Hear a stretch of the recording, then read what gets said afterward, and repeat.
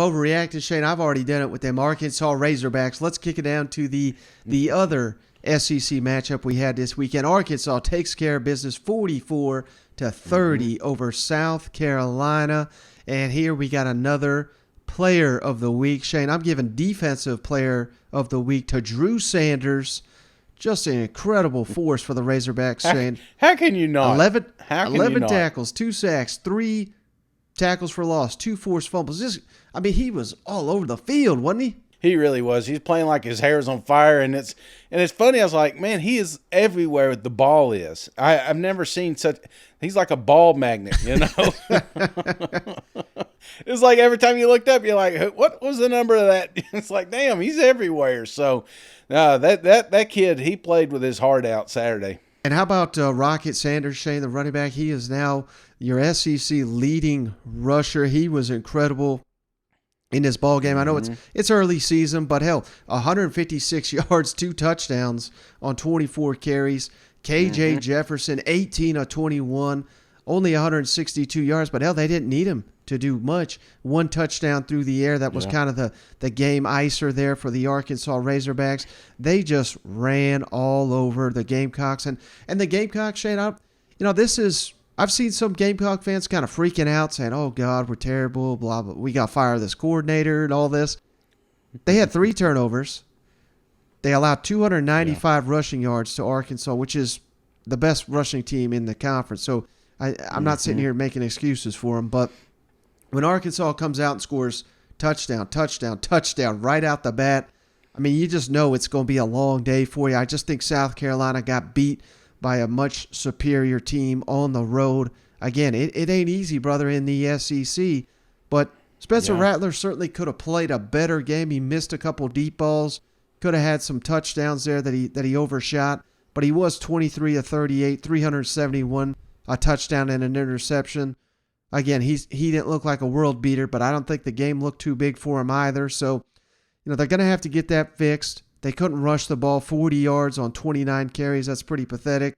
But, according to Beamer, that was kind of the game plan. They thought they could take advantage of the Arkansas secondary. But, like I said, I may be a little over the moon, Shane, but I think Arkansas right now, again, I know it's early, but based on what we saw from Alabama, Texas, I think Arkansas, certainly, you can make the case, favored to win the SEC West, and they get Alabama at home. That's going to be a damn epic showdown. Thoughts on this one? I'm with you, man. I'm all in on Arkansas, and not so much just for how well Arkansas played, because they didn't. I mean, you got to remember there were still 100 yards worth of penalties in this game too, so it wasn't beautiful, but they did what they want to do. If they wanted to run, they ran. If they wanted to throw, they threw. South Carolina could not stop them, especially on third downs. But I don't, like you said, I don't want to bury South Carolina either, because they didn't bury their heads, man. I mean, they almost made this a ball game late there in the fourth. There was a couple. I mean, I pulled up the edge of my seat because I had a lot of money on this game. I was like, oh, Arkansas is going to beat this shit out. I mean, this is my wager of the week. So, but which I still got. But South Carolina did make it interesting there at the end. There's a lot of fight in this team, and They got to, again, they got to get that running game going. South Carolina you can't play in the SEC without running. Yeah. You can't do that. And that offensive line, I felt like they did a little bit better at times, but still Spencer was running for his life at times. So I don't know. South Carolina still got some work, but they got some fight in them. And I still think there's an opportunity for them to win some games this year, some significant ball games. Mm-hmm. But Arkansas, clear cut for me right now, and that's more to do with the other teams in the West not as good as I thought they were. And, I think it was this time last week, Shane, we were saying South Carolina awful on third downs.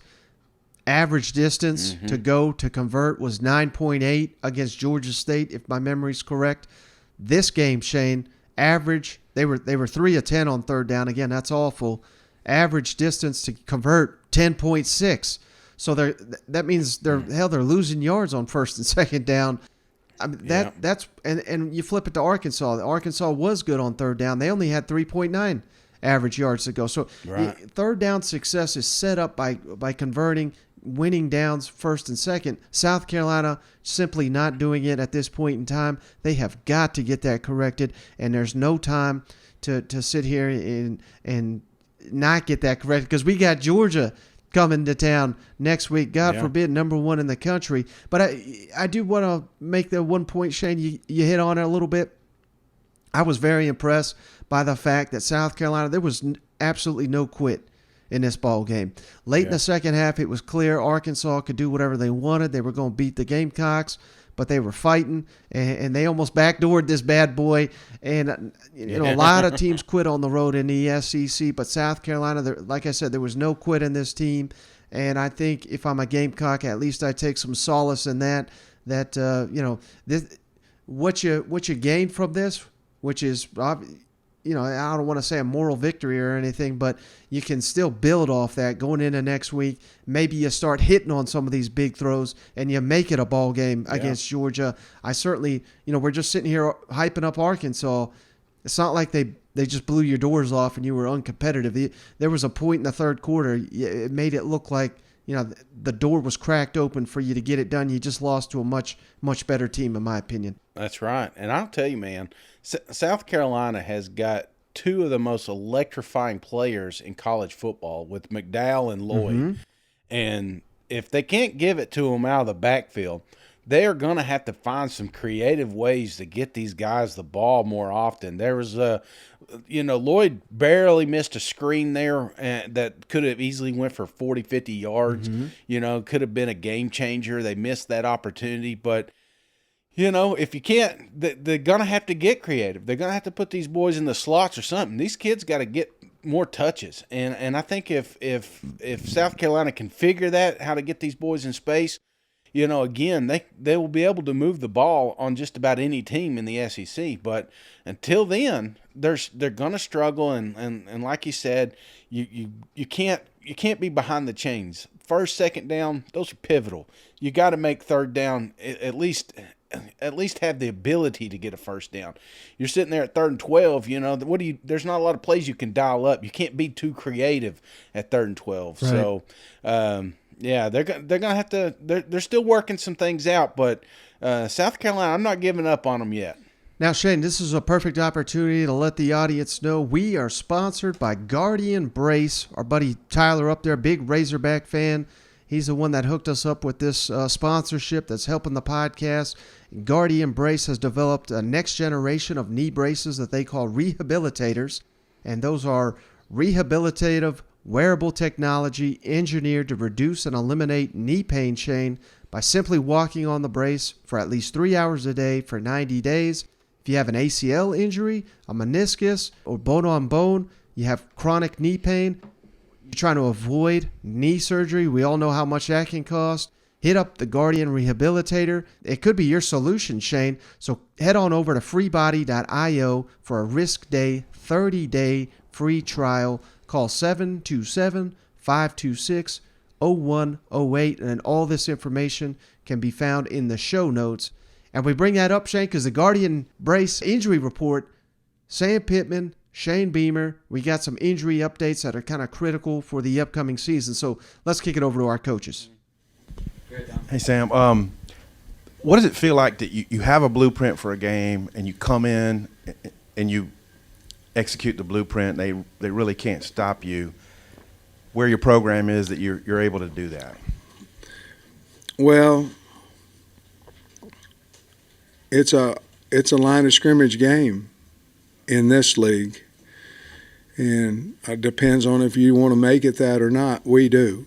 We want to make it a line of scrimmage game, and it feels good, to be honest with you. I think everybody in the stadium felt good on the first 3 possessions when, we were, we didn't make a 4th and 1 in the third or the fourth quarter down there, but made close 4th downs, 3rd downs and 1s, and none of them. There really wasn't great big plays involved in there. It was just kind of churning 4 and 5 yards out at a whack. And to answer your question, Tom, it feels really, really good that we got a lot of work to do, but I'm really pleased with where we are as a coaching staff and as a team. That fourth quarter took an hour and 12 minutes, and I mean their safeties. Offer an update on Catalon and Slusher. Didn't see them out there. Can you? Slusher will be back next week. Catalon, y'all want to talk about that or not? Yeah, I think people want to know what's going on. There's been a lot of stuff out there. Catalon is having surgery on his shoulder, reconstruction surgery on his shoulder, so he won't be back this year. And I feel for him, and we've had conversations about it, and I'm gonna let him be away from the building a little bit. He's down. You would be too. You put in all that work, and for 2 years you're not able to play. So with that,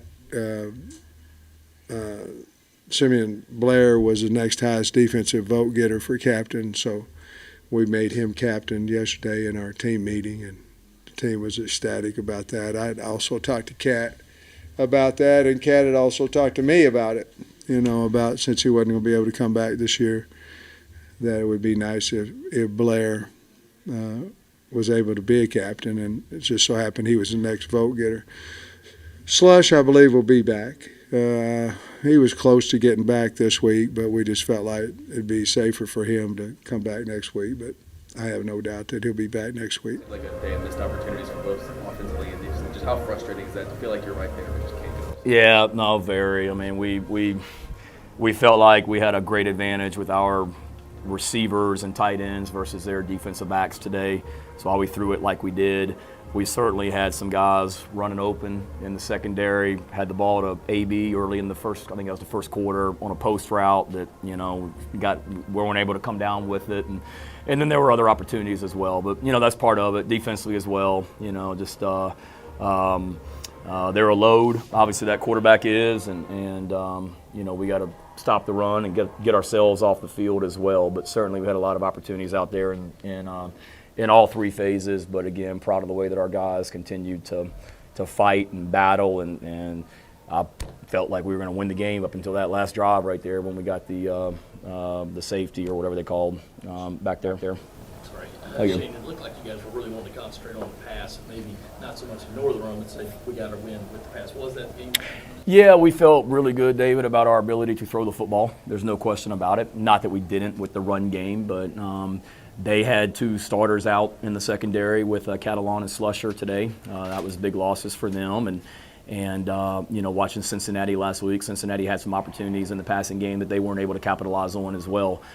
So we felt like we could certainly take our shots downfield, which is what we did. We've got to be able to run the football. There's no doubt about it. But each week is different with how we're going to try and win football games. And today was, we liked our matchups in the passing game for sure. Juice Wells, Jalen Brooks, Stogg. There's AB. There's a lot of guys that Juju that showed what they can do when the ball's in their hands. Jaheim. But there's no question. We've got to be able to run the ball and stop the run to win football games, especially against a team like Arkansas that, they just line up offensively and just try and bludgeon you to death with the tackling their guys as well. We got to be able to help our defense also and stay on the field.